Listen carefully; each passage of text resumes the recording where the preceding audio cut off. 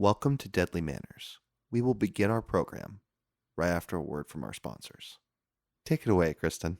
MeUndies are the softest, most comfortable underwear you'll ever wear, period. Okay? Every pair of MeUndies is sustainably sourced and made from micromodal, a fabric that's 3 times softer than cotton, for real.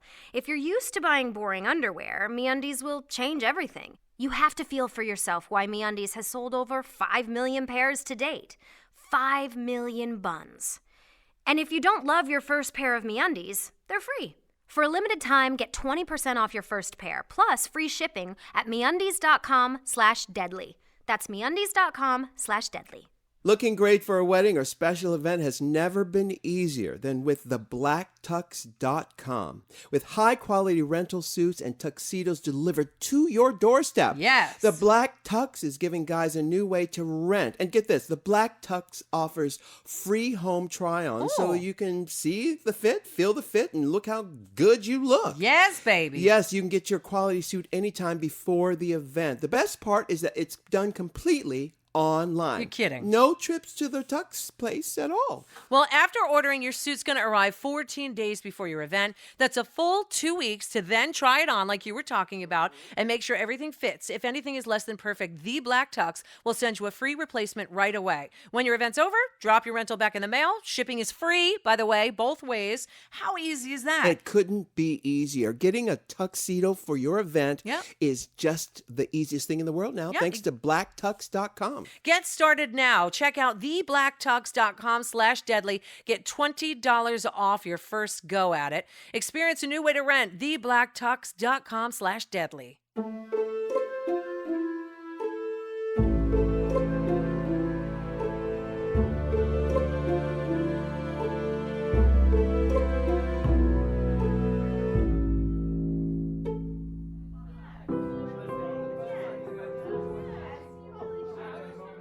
It was the winter of 1954, and the annual dinner gala at the Billings estate was packed with politicians, philanthropists, people of all enormous wealth and status. Par for the course, of course. This event was the brainchild of Veronica Billings. A blue blood by birth, but she swore it ran green. Welcome, welcome, welcome to our home, everyone. It is that time of year again where we all gather and celebrate the blessing that is life. My wallet seems to think that time comes more than once a year.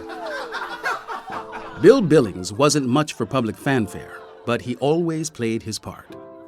He raised his glass in acknowledgement, but immediately left the spotlight of attention his wife had garnered.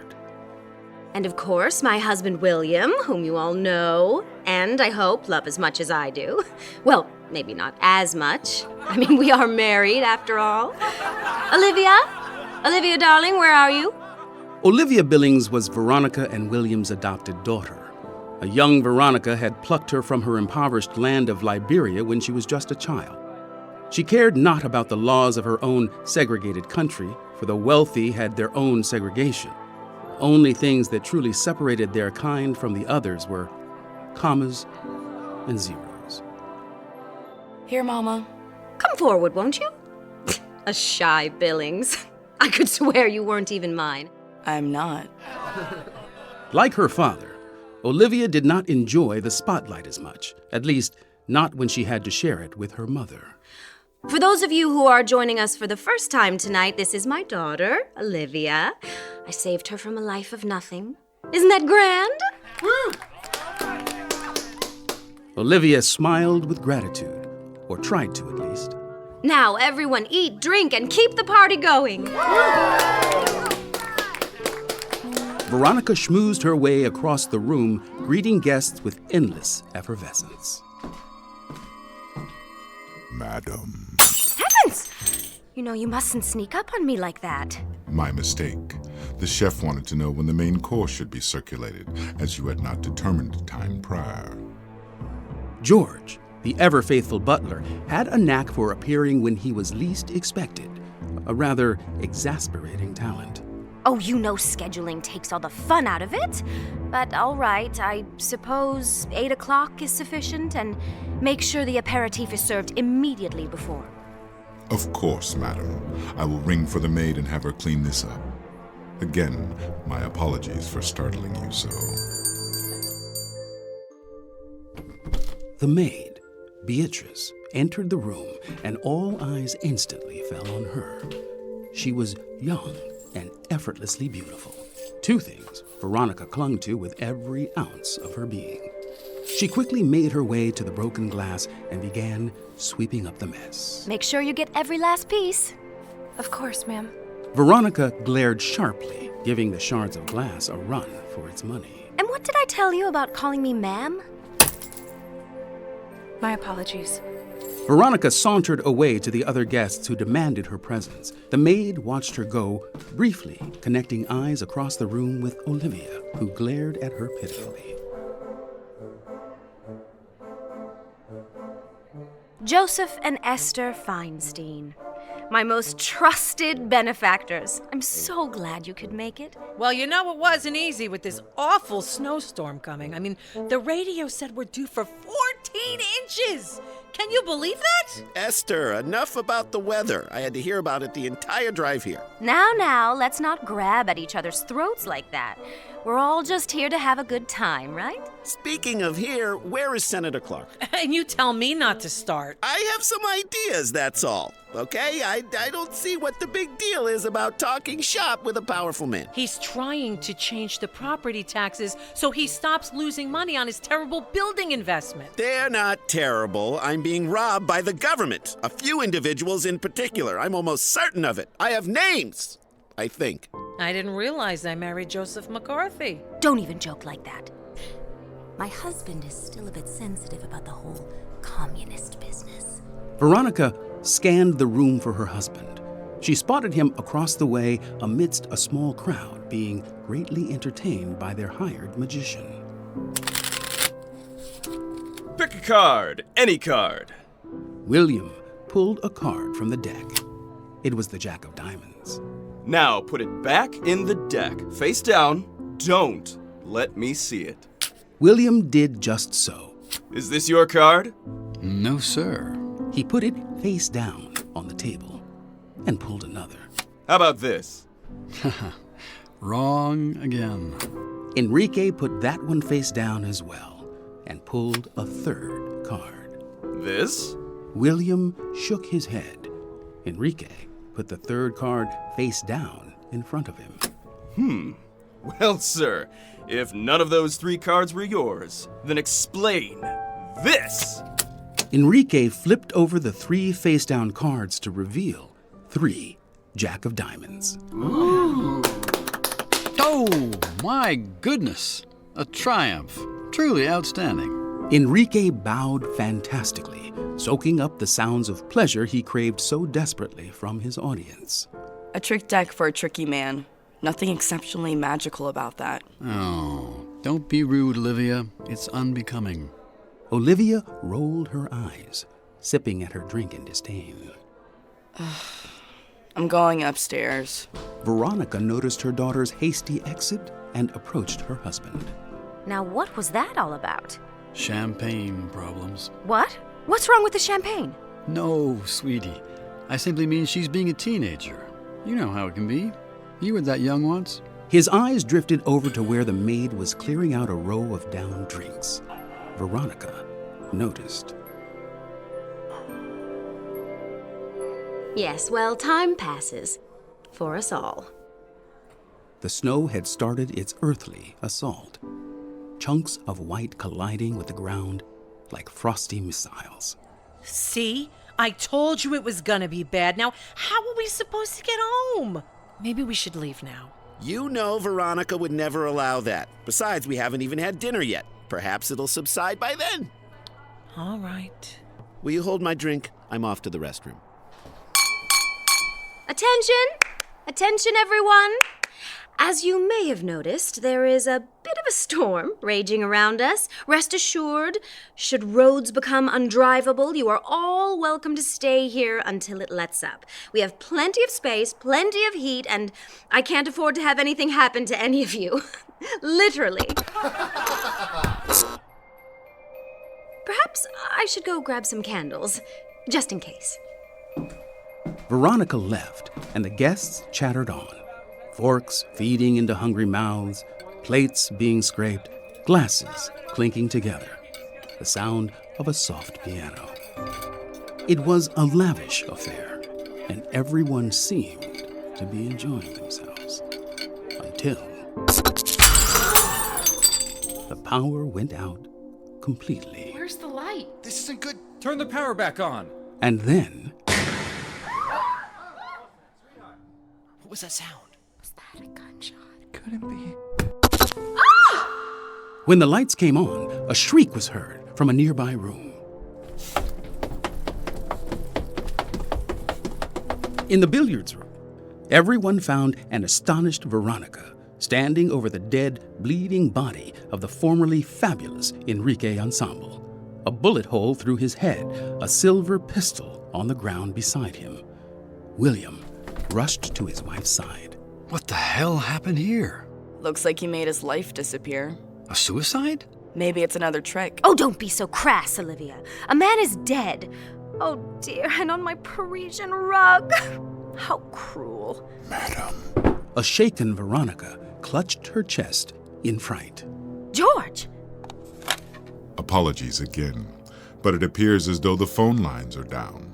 Then, how are we supposed to call the police? We're not, it seems. Should I take care of the... I wouldn't touch it. Dear God! Is that... Everyone looked at where Esther was pointing. It was to the silver pistol on the floor, engraved with the letters J.F. Joseph, why is your gun on the floor? Joseph patted his pockets in disbelief while Esther grabbed the gun. I have no idea. Please tell me you didn't do this. Of course not. I was in the restroom. So you say. Olivia! How did this man get your gun? Maybe he didn't. Olivia. What? This party was so boring until now. Boring? Well, he was a magician. You know, he could have easily taken it from my pocket. Joseph felt the prying eyes of a curious crowd. His wife backed away from him.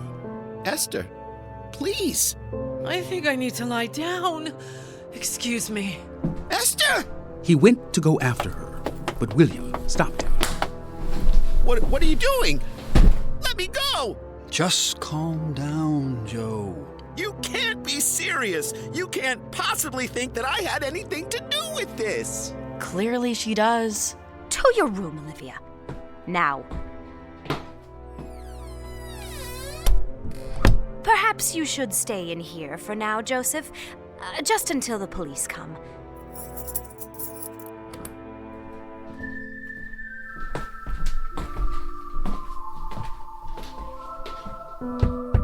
Wait!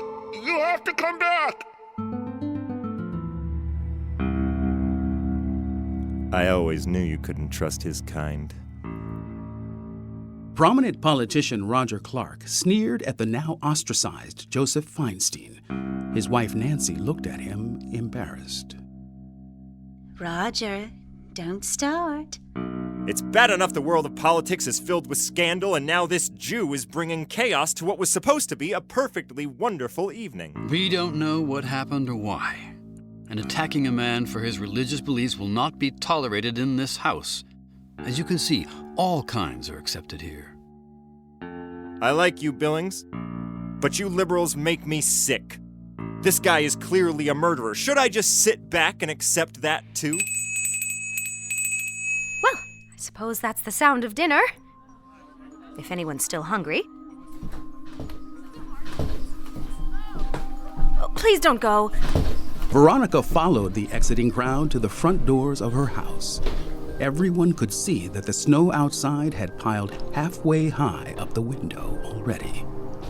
It's too dangerous to go now. So is staying in the house with a murderer. Roger tried to open the doors, but they were frozen shut. Roger, relax. Let's wait for the police to arrive. We'll sort everything out. Until then, why don't we all have some dinner? At least try to enjoy what's left of this night. Yes, my incredible husband once again has a very good point. We don't know how long the storm is to last, and we all need to eat, so Let's at least do that and try to keep ourselves busy until help arrives. Veronica gave her husband a loving kiss. Everyone looked at them adoringly, except the maid, who turned her back to the ensuing affection and aggressively attended to a nearby dusty table. The partygoers filed back into the living room where plates of food had been laid out before them. Dinner is served. Thank you, George. Of course, madam. The festive raucousness had dwindled to a low murmur, one of Veronica's worst fears. Are you all right, my dear? I don't know. This whole situation has made me feel rather ill. Keep people's spirits up. It's what you do best. We're going to be all right. Perhaps we should play a game. Would everybody like that? Ooh, yes. How about some charades? I think that's a superb idea, Veronica. Well, why don't I go first? I'll act something out and you all try to guess what it is. Ready? 2 words. A person. Veronica nodded, then grabbed an ornate black candlestick holder from the mantel. Baseball player? Don't really know many sports players. Honey? Yogi Berra. Mickey Mantle? Ted Williams? Nellie Fox? Veronica saw Olivia lurking around the doorway. She grabbed her and pulled her over so that she was front and center. Veronica pointed to her daughter's skin, then made the swinging motion again. Jackie Robinson. Oh, good. That was so fun. For who? Olivia yanked her arm away from her mother. Now, Olivia. And you can't use prompts of any kind. Someone else take a turn. I should check on our Esther. On the other side of the room, Roger chatted up the maid, who was trying to clear some of the empty plates. Well, aren't you just the sweetest little thing? You must be horrified by this whole ordeal. He fingered the frills of her uniform. The maid evaded his unwelcome touch. Perhaps, sir, you should console your wife. Oh, come now. It's a party. I'm a powerful man. Isn't there something you want? Certainly. But not from you. You're making a mistake. We'll see about that. The maid yanked herself free and fled, but not before being spotted by Roger's wife, Nancy, who witnessed the entire thing as she flawlessly acted out her charades. Esther, are you all right? You should eat something, darling. How am I supposed to eat when my husband could be a killer? You don't know that yet. Doesn't mean it isn't true. You know, I always had a feeling about him. He was always very secretive with his business dealings. He could have been up to anything. Could have been worse, couldn't it? He could have been the one who died. I'd almost prefer it. You're just shaken up.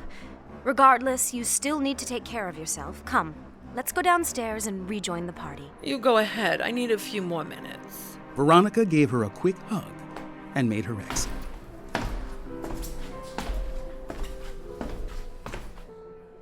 The party seemed to be ramping up again. People desperate to forget that only a few feet away lie a dead man locked in a room with his supposed killer.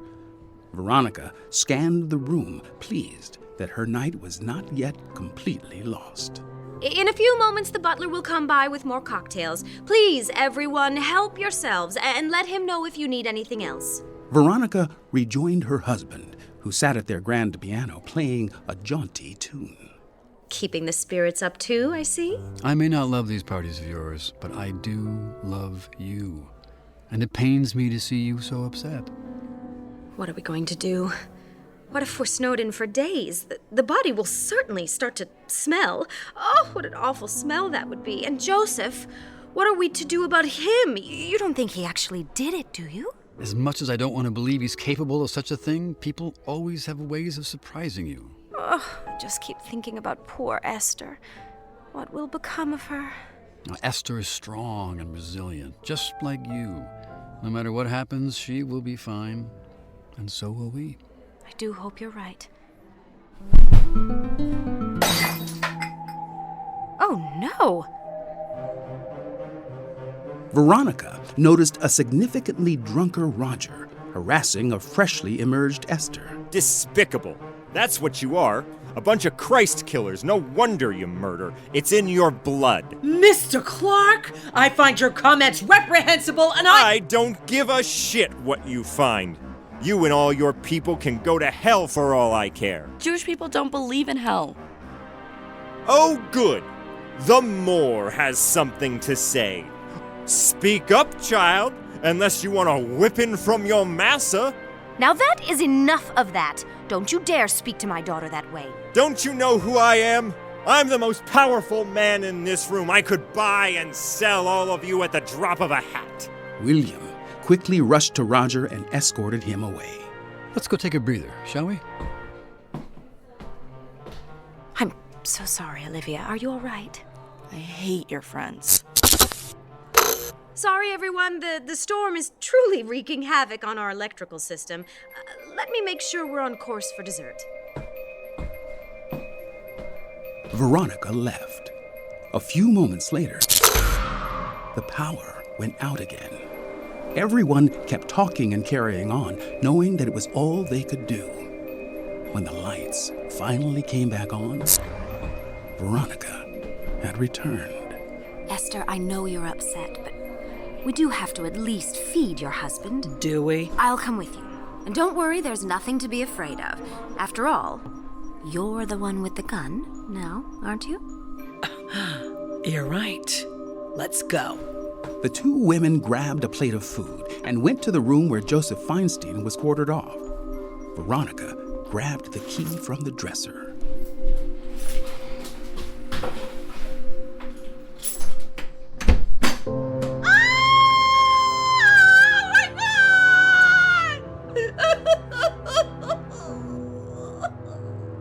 A familiar ornate black candlestick holder covered in blood laid next to the now dead body of Joseph Feinstein.